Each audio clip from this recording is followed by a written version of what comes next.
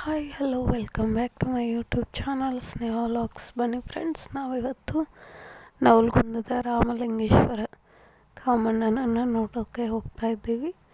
Night already time ಬಂದು 11 ಗಂಟೆ ಆಗಿತ್ತು. ನಾವು ರೀಚ್ ಆದಾಗ 11:30 ಆಗಿತ್ತು. ಸೊ ಕೊನೆಗೂ ರೀಚ್ ಆದ್ವಿ. ನೋಡಿ ಕ್ರೌಡ್ ಎಷ್ಟಿದೆ ಅಂತ, ತುಂಬ ಕ್ಯೂ ಇತ್ತು. ಹೆಚ್ಚು ಕಡಿಮೆ ನಾವು ಒಂದು 3 ಗಂಟೆ ಕ್ಯೂನಲ್ಲೇ ಇದ್ವಿ. ನೋಡಿ ಎಷ್ಟು ಜನ ಇದ್ದಾರೆ ಅಂತ. ತುಂಬ ಪವರ್ಫುಲ್ ದೇವರು ಇದು.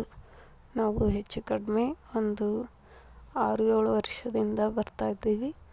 ಸೊ ತುಂಬ ನೆಮ್ಮದಿ ಸಿಗುತ್ತೆ. ನಾವೇನು ಅನ್ಕೊತೀವೋ ಅದನ್ನೆಲ್ಲ ಆ ದೇವರು ನಮಗೆ ನೀಡ್ತಾನೆ.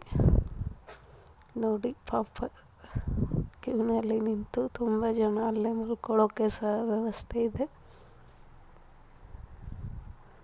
ಎಷ್ಟು ಜನ ಇದ್ದಾರೆ ನೋಡಿ. ಅಷ್ಟು ರಾತ್ರಿ ಆದ್ರೂ ತುಂಬ ಕ್ಯೂ ಇದೆ. ಹೆಚ್ಚು ಕಡಿಮೆ ನಾವು 3 ಗಂಟೆ ಕ್ಯೂನಲ್ಲೇ ಕಳೆದ್ವಿ.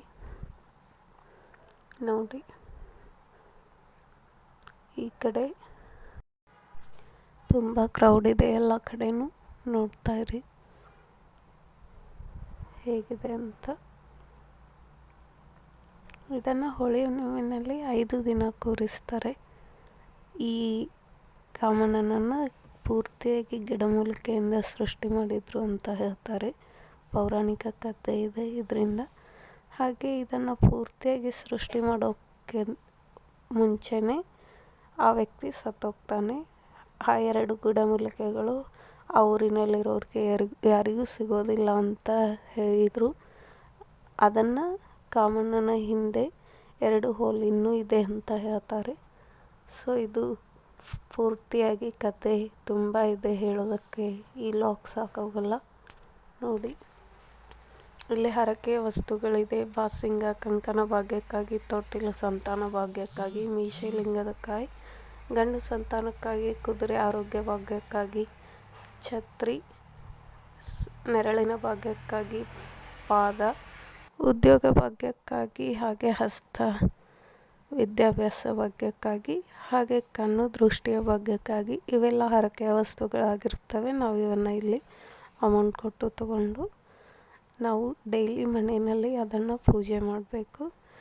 1 ವರ್ಷ, 2 ವರ್ಷ, 3 ವರ್ಷದವರೆಗೂ ಹರಕೆಯ ಟೈಮ್ ಇರುತ್ತೆ. ಅಷ್ಟರಲ್ಲಿ ಆ ದೇವರು ಈಡೇರಿಸ್ತಾನೆ ಅಂತ. ನಾವು ಸಹ ಮನೆ ಕಟ್ಟೋದಕ್ಕೆ ಸ್ಟಾರ್ಟ್ ಮಾಡಿದ್ದರಿಂದ ನಾವು ಛತ್ತರಿಗೆಯನ್ನು ತಗೊಂಡುಕೊಂಡು ಬಂದಿದ್ವಿ. 2 ವರ್ಷ ಆಗಿತ್ತು. ಹಾಗೆ ನಮ್ಮ ಮನೆ ಕಂಪ್ಲೀಟ್ ಆಯಿತು. ಈ ವರ್ಷ ಅದನ್ನು ದೇವರಿಗೆ ಮುಟ್ಟಿಸಿ ಇನ್ನೊಂದು ಹೊಸ ಛತ್ತರಿಗೆಯನ್ನು ಅಲ್ಲಿ ಕೊಡಿಸಿ ಬರಬೇಕು. ಇದು ಪದ್ಧತಿಯಾಗಿರುತ್ತೆ. ಸೊ ತುಂಬ ಖುಷಿ ಆಗ್ತಾಯಿತ್ತು. ನಾವು ಅಂದ್ಕೊಂಡಿರೋದೆಲ್ಲ ಆಗುತ್ತೆ ಅಂತ ಅನ್ನಿಸ್ತು. ನಾವು ಅಂದ್ಕೊಂಡು 2 ವರ್ಷ ಆಗಿತ್ತು ನಾವು ಛತ್ತರಿಗೆಯನ್ನು ತೆಗೆದುಕೊಂಡು ಬಂದು. ಅಷ್ಟರಲ್ಲೇ ನಮ್ಮ ಮನೆ ಕಂಪ್ಲೀಟ್ ಆಯಿತು. ಸೊ ಈ ವರ್ಷ ಮುಟ್ಟಿಸಿದ್ರಾಯ್ತು ಅಂತ ಬಂದ್ವಿ. ನೋಡಿ ಲೈಟಿಂಗ್ಸ್ ಎಲ್ಲ ಎಷ್ಟು ನೀಟಾಗಿ ಮಾಡಿದ್ದಾರೆ ಅಂತ. ತುಂಬ ಚೆನ್ನಾಗಿತ್ತು. ಹಗಲಿನಲ್ಲೂ ಸಹ ಬಿಸಿಲಿರುತ್ತೆ ಅಲ್ವಾ, ಈಗ ಬೇಸಿಗೆ ಅಂತ ಪೂರ್ತಿಯಾಗಿ ಮೇಲೆ ನೆರಳನ್ನು ಮಾಡಿದ್ದಾರೆ. ನೋಡಿ ಇದೇ ದೇವಸ್ಥಾನ. ಅದು ಈ ದೇವಸ್ಥಾನದಲ್ಲೇ ರಾಮಲಿಂಗ ಕಾಮಣ್ಣನನ್ನು ಕೂರಿಸಿರುತ್ತಾರೆ. ನೋಡಿ ನನ್ನ ಮಗ, ನಾನು, ನಮ್ಮ ಹಸ್ಬೆಂಡ್. ಕೊನೆಗೂ ದೇವರ ದರ್ಶನ ಆಯಿತು. ದೇವರನ್ನು ನೋಡಿದಾಗ ಮನಸ್ಸಿಗೆ ತುಂಬ ನೆಮ್ಮದಿ ಸಿಗುತ್ತೆ. ಯಾವುದಾದ್ರೂ ದೇವಸ್ಥಾನಕ್ಕೆ ಹೋದಾಗ ಮನಸ್ಸಿಗೆ ತುಂಬ ನೆಮ್ಮದಿ ಸಿಗುತ್ತೆ ಅಂತ ಹೋದ್ವಿ ನಾವು ಸಹ. ನೋಡಿ ಎಷ್ಟು ಚೆನ್ನಾಗಿದೆ, ಎಷ್ಟು ಜನ ಇದೆ, ಎಷ್ಟು ಕ್ರೌಡ್ ಇದೆ ಅಂತ ನೋಡಿ. ಕೊನೆಗೆ ದೇವಸ್ಥಾನದಿಂದ ಆಚೆ ಬಂದ್ವಿ. ಹಾಗೆ ಇಲ್ಲಿ ಊಟಕ್ಕೆ ಅಂತ ಹೋಗ್ತಾ ಇದ್ದೀವಿ. ಇಲ್ಲಿ 24x7 5 ದಿನವೂ ಪೂರ್ತಿಯಾಗಿ ಪ್ರಸಾದದ ವ್ಯವಸ್ಥೆ ಇರುತ್ತೆ. ಸೊ ಅಲ್ಲಿ ಊಟ ಮಾಡಿಕೊಂಡು ಪ್ರಸಾದ ಯಾರಿಗೂ ಬೇಗ ಸಿಗಲ್ಲ ಅಲ್ವಾ. ಆ ಪ್ರಸಾದ ಸಿಗೋದಕ್ಕೆ ನಾವು ಪುಣ್ಯ ಮಾಡಿರಬೇಕು ಅಂತ ಎಲ್ಲರೂ ಸಹ ಊಟಕ್ಕೆ ಹೋಗ್ತಾ ಇದ್ದೀವಿ. ನೋಡಿ ಇದು ಸ್ಕೂಲ್ ಗ್ರೌಂಡ್ ಆಗಿರುತ್ತೆ. ಸೊ ಇಲ್ಲಿ ಎಲ್ಲರೂ ಪ್ರಸಾದ ವ್ಯವಸ್ಥೆ ಇರುತ್ತೆ.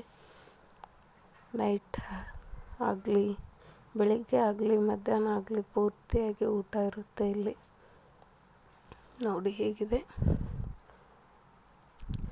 ಪೆಂಡಾಲ್ ವ್ಯವಸ್ಥೆ ಪೂರ್ತಿಯಾಗಿ ಮಾಡಿದ್ದಾರೆ ನೆರಳಿಗೋಸ್ಕರ. ಸೊ ನಾವು ವಾಪಸ್ ಬರ್ತಾ ಇದ್ವಿ. ಈ ವಿಡಿಯೋ ನಿಮಗೆ ಇಷ್ಟ ಆಗಿದ್ದರೆ ಲೈಕ್ ಮಾಡಿ, ಶೇರ್ ಮಾಡಿ, ಕಮೆಂಟ್ ಮಾಡಿ, ಹಾಗೆ ನನ್ನ ಚಾನಲನ್ನು ಸಬ್ಸ್ಕ್ರೈಬ್ ಮಾಡಿ. ಇದೇ ದೇವಸ್ಥಾನ ನೋಡಿ. ನಾವು ಬರುವಾಗ ಸಹ ಕ್ರೌಡ್ ತುಂಬ ಜಾಸ್ತಿನೇ ಇತ್ತು.